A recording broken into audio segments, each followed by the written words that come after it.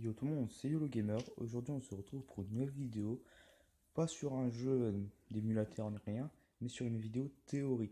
Je voudrais placer une théorie sur la timeline de The Legend of Zelda Breath of the Wild, qui est sorti aujourd'hui d'ailleurs. Alors, déjà pour commencer, on voit au tout début du jeu que Link se réveille dans un endroit que personne ne connaît. Ça, c'est bon. On, on sait aussi qu'il se réveille 100 ans après quelque chose. Ça aussi on sait. Certaines personnes pensent que c'est... Merde, excusez-moi. Certaines personnes pensent que c'est... la timeline se placerait dans... après que Link d'Ocarina of Time est perdu contre Ganon. Mais moi, je pense que c'est autre chose que ça. Par exemple, il y a un indice que l'on peut trouver dans l'intro de Wind Waker. Vous savez, cette petite légende qui raconte l'histoire du héros du temps. Je vais vous la passer, vous allez voir. Nous revoilà. Regardez bien l'intro.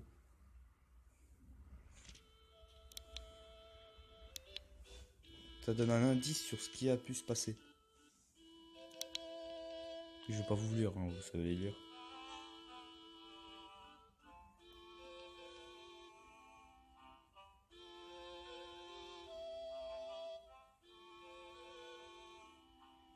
Le moment qui m'intéresse, ça va venir dans pas longtemps.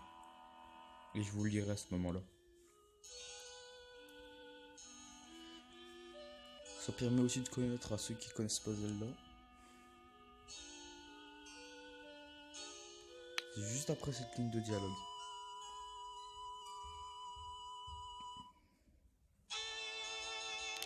Un jeune homme tout de vert vêtu surgit de nulle part. Ça, c'est bon.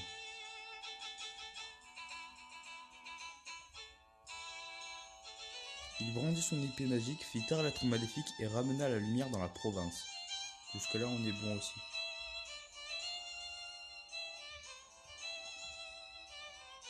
Le peuple du royaume appela ce jeune homme qui avait traversé le temps pour lui ramener la lumière, le héros du temps. L'histoire du jeune garçon se transmet de génération en génération jusqu'à devenir une légende.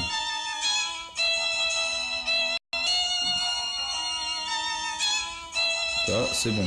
Quant à jour, un nouveau malheur s'abattit sur le royaume. Là, vous avez Ganon qui arrive. L'être maléfique que leur héros semblait avoir réduit au silence.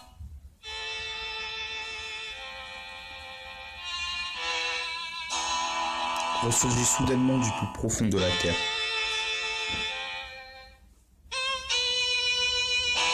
Le peuple voulut croire que le héros viendra à nouveau à son secours.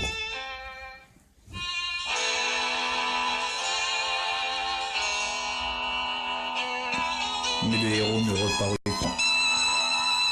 Et voilà. Pour le moment, attendez 2 secondes. Pour le moment, c'est juste le moment qui m'intéresse.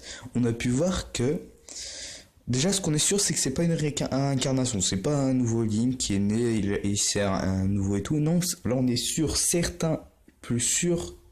Bah, on est sûr, hein. On est sûr que c'est le Zelda d'Ocarina of Time.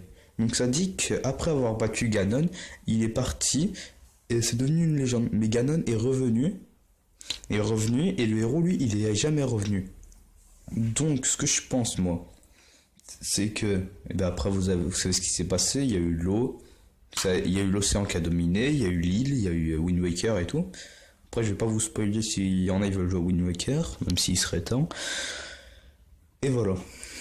Du coup, on peut voir par exemple dans Wind Waker qu'à un moment, quand on revoit dans le château, sous l'eau, c'est exactement le même que dans Breath of the Wild. Tout détruit et tout. Et on peut voir aussi dans Wind Waker, en fait tous les indices sont la majeure partie des indices sont dans Wind Waker. On a les Korogu, ces petits habitants descendants des Kokiri qui disaient vouloir assécher l'océan. Et là on peut dire que c'est réussi. Vous voyez, toutes les montagnes ont l'air d'être taillées par l'érosion avec l'eau et tout. Donc voilà. Moi je pense que ce qui s'est passé, c'est que Link, après avoir battu Ganon, est parti. Voilà et tout. Pour je ne sais quelle raison, il s'est mis dans un sommeil de 100 ans. Pendant son sommeil, il a pu, dans ses rêves, voir ce qui s'est passé à Termina, le monde parallèle et tout, ça se trouve, ça s'est passé pendant son sommeil. C'est possible, et pas dans un purgatoire qui dit que Link est mort dans Majora's Mask. Ça peut être possible. Et que 100 ans après, quand les Korogu ont asséché l'océan et que Ganon est revenu... Non, je pense pas, parce qu'à la fin de Wind Waker, Tetra et Link veulent aller reconstruire le château. Si ça se trouve, les Korogu, ils ont asséché l'eau et ils ont repris l'ancien château d'Hyrule. Et après, Ganon est ressorti. Et a pris le contrôle. Et après, c'est le Link de Ocarina of Time qui, après 100 ans, est revenu. Moi, je vois ça comme ça. Après dites-moi dans les commentaires ce que vous en pensez. Mais moi, je pense que ça tient la route. Hein. Vraiment.